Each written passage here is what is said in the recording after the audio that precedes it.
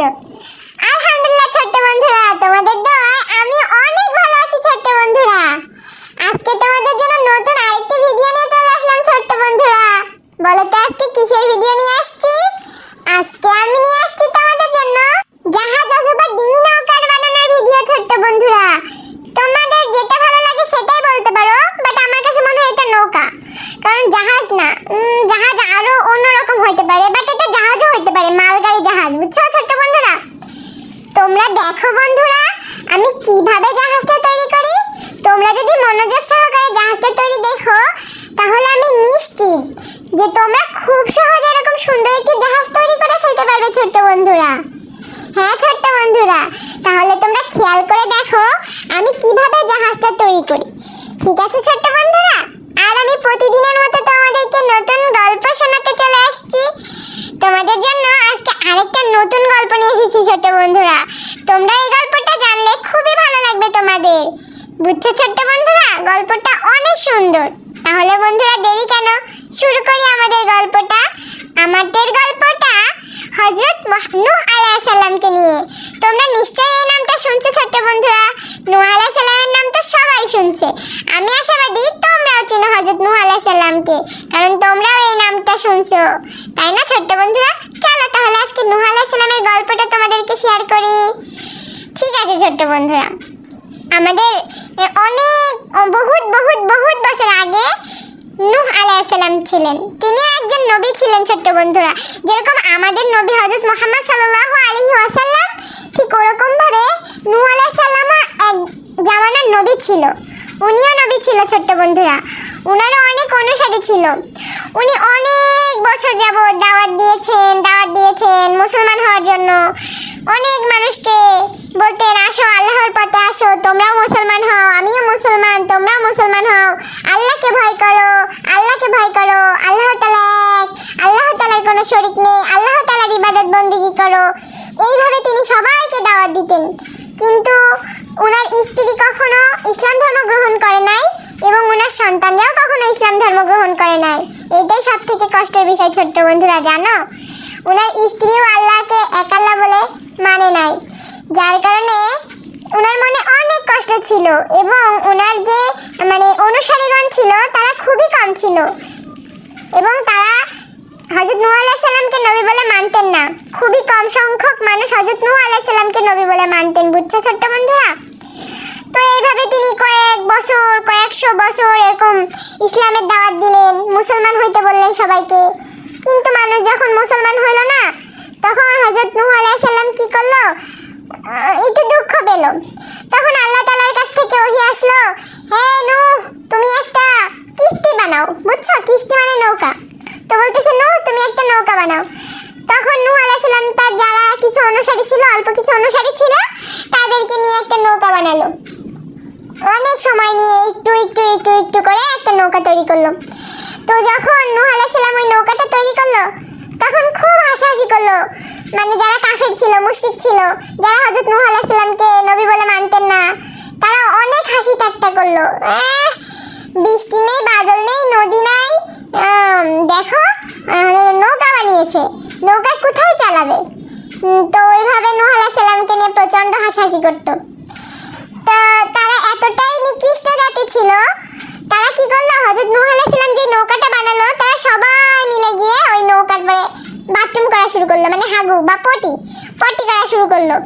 এরকম ভাবে গ্রামের সবাই মিলে যখন ওই হাগু ওই হলো তোমার নৌকাটাই পটি করা শুরু করলো, তখন আস্তে আস্তে ওই নৌকাটা তো পটিতে ভরে গেল। তখন নূহ আলাইহিস সালাম মনে অনেক কষ্ট পেল যে সে এত কষ্ট করে একটা নৌকা বানাইছে আর সেই নৌকাতে সবাই হাগু করে দিচ্ছে, পটি করে দিচ্ছে। এটা দেখে সে খুবই কষ্ট পেল। তো তখন আল্লাহ তাআলা, যেহেতু আল্লাহ তাআলা বানাতে বলছে, তাহলে সংরক্ষণের দায়িত্ব আল্লাহ তাআলার। তো একদিন এরকম একটা লোক, ওই জামানারই একটা লোক, তারা হাগু করতে গেছে, বুঝছো? পটি করতে গেছে। পটি করতে গেলে ওই লোকটার আবার তোমার রোগ ছিল, ধবল রোগী ছিল, সাদা সাদা হয়ে গেছিল গা। এবার ওই লোকটা কি করছে, ওই হাগু ওই লোকটার ওই জায়গাটায় লাগছে, লাগার পরে ওনার রোগ সেরে গেছে, ওই লোকটার রোগ সেরে গেছে।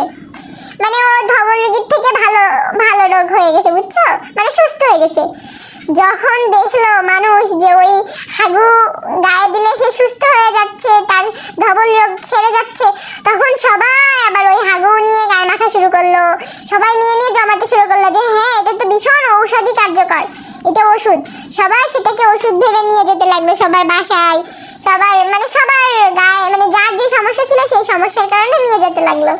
তখন কি হলো, আস্তে আস্তে ওই হযরত নূহ আলাইহিস সালামের কিস্তিটা আবার একদম ফ্রেশ পরিষ্কার হয়ে গেল।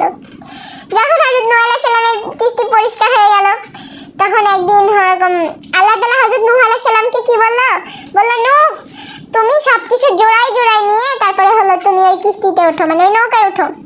তখন নূহ আলাইহিস সালাম কি করলো, সমস্ত পশু পাখিদেরকে, যেরকম বাঘ বাঘিনী, সিংহ সিংহিনী, তারপরে তোমার সাপ, তারপরে একটা মেয়ে সাপ, একটা ছেলে সাপ, এরকম জোড়ায় জোড়ায় সব মানে পশু পাখিদেরকে উঠালো, মোরগ মুরগি, এরকম করে সবাইকে তার কিস্তিতে উঠালো, বুঝছো ছোট্ট বন্ধুরা।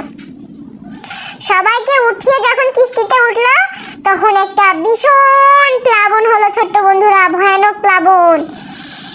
এত প্লাবন মানে বুঝছো, ঝড় বৃষ্টি, ভীষণ ভয়ানক বৃষ্টি হওয়া শুরু করলো। আর তখন ওই নৌকার পরে যারা আশ্রয় নিল তারা তো বেঁচেই গেল, আর যারা কাফের ছিল, মুশরিক ছিল, তারা তো ওই নৌকায় উঠতে চাইলো, কিন্তু কোনোভাবেই সম্ভব হলো না, কোনোভাবেই তাদেরকে ওই নৌকায় আর নেওয়া হলো না। তো এইভাবে আস্তে আস্তে সব ধ্বংস হয়ে গেল। হযরত নূহ আলাইহিস সালাম তার স্ত্রীদেরকেও সাথে নিতে পারলেন না, তার সন্তানকেও সাথে নিয়ে যেতে পারলেন না। এইভাবে আস্তে আস্তে আস্তে আস্তে আস্তে আস্তে সমস্ত কাফেরদের বাড়ি ঘরদোর ডুবে গেল, কাফের মুশরিকরা মারা গেল, ধ্বংস হয়ে গেল। এইভাবে হযরত নূহ আলাইহিস সালামের অনুসারী না, হযরত নূহ আলাইহিস সালামের জামানায় যারা কাফের মুশরিক ছিল তাদেরকে এইভাবেই ধ্বংস করে দেওয়া হলো ছোট্ট বন্ধুরা। তো এইভাবে হযরত নূহ আলাইহিস সালাম তার হলো এরকম আস্তে আস্তে এবারে অনেক দিন হয়ে গেল, হয়ে যাওয়ার পর আস্তে আস্তে প্লাবন, মানে এত পরিমাণ পানি হয়ে গেছিল ছোট্ট বন্ধুরা, অনেক পানি হয়ে গেছিল, মানে বন্যা। তো বন্যা মানে কি ভয়ানক বন্যা ছিল সেটা। তো আস্তে আস্তে কি হলো, এই পানি কমে গেল, কমে যাওয়ার পরে নূহ আলাইহিস সালামদের কিস্তি মানে নৌকা এক জায়গায় থামলো, থেমে তারপরে আস্তে আস্তে আবার সেখান থেকে জোড়ায় জোড়ায় আবার পশু পাখি নতুন করে সৃষ্টি হলো। ছোট্ট বন্ধুরা, তোমাদের কেমন লাগলো আমার এই হযরত নূহ আলাইহিস সালামের গল্পটা? এটা কাহিনী বা ঘটনাও বলা যেতে পারে, কারণ এটা একদম সত্য ঘটনা ছোট্ট বন্ধুরা। তোমরা কি আগে থেকে জানতা? হ্যাঁ, তোমরা তো জানতেই পারো। যে জানতা শেষে একটা লাইক করে দিতে পারো, তাহলে আমি বুঝবো যে তোমরা হ্যাঁ জানছো এই গল্পটা। তোমাদের কাছে নিশ্চয়ই ভালো লেগে থাকবে। আচ্ছা ছোট্ট বন্ধুরা, তোমাদের কাছে যদি আমার বলা প্রতিদিন যে গল্পগুলো আমি বলি সেগুলো ভালো লাগে, তাহলে একটা লাইক দিও হ্যাঁ ছোট্ট বন্ধুরা। তাহলে আমি তোমাদের জন্য নতুন নতুন গল্প নিয়ে আসবো, তোমরা শুনবে সেটা এবং আনন্দও পাবে। কারণ আমি এত কষ্ট করে তো শুধু তোমাদের জন্য গল্প বলি ছোট্ট বন্ধুরা, যাতে তোমরা খুশি হও, আনন্দ পাও এবং নতুন নতুন গল্প শিখতে পারো। ছোট্ট বন্ধুরা দেখো, তোমাদের সাথে কথা বলতে বলতে আমার বানানো কিস্তি বা নৌকা প্রায় কমপ্লিট না, উপরের অংশটা কমপ্লিট। ছোট্ট বন্ধুরা দেখছো কত সহজে আমি উপরের অংশটা কমপ্লিট করে ফেলেছি। এটা বানানো কিন্তু খুবই সহজ ছোট্ট বন্ধুরা, তোমরা ট্রাই করে দেখতে পারো, একদমই কঠিন না। তোমরা ট্রাই করলে বুঝবে এটা বানানো কতটা সহজ ছোট্ট বন্ধুরা। তাহলে ছোট্ট বন্ধুরা দেখতে থাকো আমি কিভাবে এই নৌকাটা শেষ করে ফেলে ছোট্ট বন্ধুরা। আচ্ছা ছোট্ট বন্ধুরা, তোমাদের সাথে আর একটা কথা বলো তো ছোট্ট বন্ধুরা, তোমরা কে কে ব্লগ দিয়ে খেলতে পছন্দ করো? তোমরা যারা ব্লগ দিয়ে খেলতে পছন্দ করো তারা তো নিশ্চয়ই আমাকেও পছন্দ করো, কারণ আমিও তো প্রতিদিন তোমাদেরকে ব্লগের খেলনা বানানোর ভিডিও দেখাই ছোট্ট বন্ধুরা। এবং আমি চেষ্টা করি নতুন নতুন ভিডিও আনার, যাতে তোমরাও খুশি হও এবং আমিও খুশি থাকতে পারি, কারণ আমি যে ব্লগ খেলতে পছন্দ করি ছোট্ট বন্ধুরা। দেখছো ছোট্ট বন্ধুরা, তোমাদের পছন্দ আর আমার পছন্দ একদমই এক, তাই না ছোট্ট বন্ধুরা? তাহলে দেখো ছোট্ট বন্ধুরা, তোমাদের যদি আমার বানানো ব্লগের ভিডিওগুলো ভালো লাগে এবং নতুন নতুন ব্লগের ভিডিও দেখতে চাও, তাহলে একটা কাজ করতে পারো। কি বলো তো? আমার চ্যানেলটাকে সাবস্ক্রাইব করে রাখতে পারো এবং বেল আইকনে ক্লিক করে দিতে পারো। কেন বলো তো? কারণ আমি যে প্রতিদিন নতুন নতুন ভিডিও নিয়ে আসি ছোট্ট বন্ধুরা, সেই নতুন ভিডিও দেখে তোমরাও নতুন নতুন খেলনা বানানো শিখতে পারবে, তোমার বন্ধুদেরকে শেখাতে পারবে, তুমি বানিয়ে তোমার বাবা মাকে দেখাতে পারবে যে দেখো আমি কত সুন্দর সুন্দর খেলনা বানাতে পারি। সবাই খুশি হবে, তোমাকে সাবাস দিবে। তাহলে কি ছোট্ট বন্ধুরা, ছোট্ট কাজটা করে ফেলো, আমার চ্যানেলটাকে সাবস্ক্রাইব করে ফেলো। তাহলে তোমরা প্রতিদিন নতুন নতুন ভিডিও সবার আগে দেখতে পারবে ছোট্ট বন্ধুরা, তাই না ছোট্ট বন্ধুরা? তাহলে তোমাদের সাথে তো অনেক কথা বললাম ছোট্ট বন্ধুরা, কিন্তু আমার ভিডিওটা আজকে একটু অনেক বড় হয়ে গেছে, কারণ এটা বানানো অনেক সময়ের ব্যাপার। এটা একটু বড় তো এই জন্য।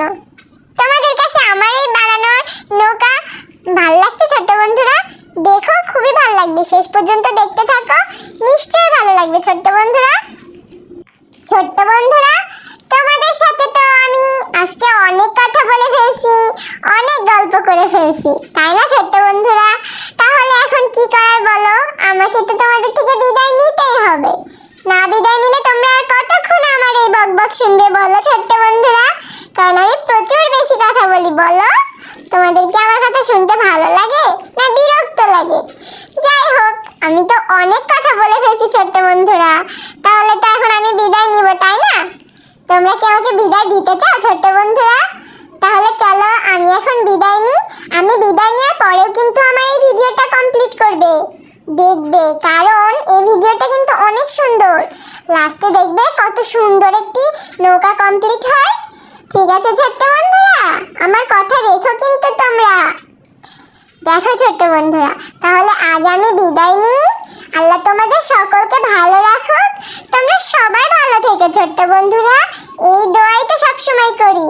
আর তোমরা সুন্দরভাবে বাবা মার কথা শুনবে এবং পড়ালেখা করবে, নামাজ পড়বে, সবার সাথে ভালো ব্যবহার করবে। তোমরা সবাই ভালো থাকবে, সবাই তোমাদেরকে মানুষ সবাই ভালোবাসবে যদি তোমরা সবার কথা শোনো, বড়দের কথা শোনো, ছোটদেরকে স্নেহ করো, সবাইকে সম্মান করো, তাহলে সবাই তোমাদের ভালোবাসবে, তাই না ছোট্ট বন্ধুরা? তাহলে আমরা সবাইকে ভালোবাসবো, তাই তো? তাহলে আজ আমি তোমাদের থেকে বিদায় নিই ছোট্ট বন্ধুরা, তোমরা সবাই ভালো থেকো, আল্লাহ তোমাদের সকলকে ভালো রাখুক। আল্লাহ হাফেজ।